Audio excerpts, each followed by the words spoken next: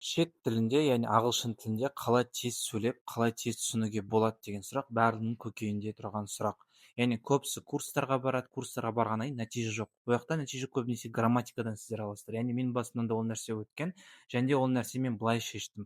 Мен ағылшын тілінен оңай кітаптар сатып алдым, және де оларды тауып алдым. Яғни интернеттен оп-оңай кітаптар бар, аудиосымен бірге. Бұл жерде маңызды нәрсе аудиосымен бірге болу қажет.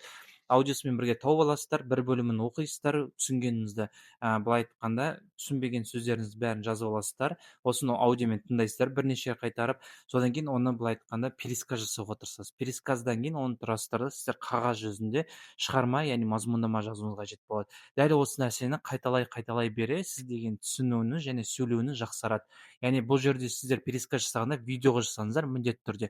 Өйткені өздеріңіздің қателіктеріңізді, яғни pronunciation дейді, яғни қаншалықты сіздер сөзді дұрыс айттыңыздар, айтпадыңыз, сол нәрселердің бәрін ескере отыра, өзіңіздің, яғни қабілетіңізді жақсартасыздар.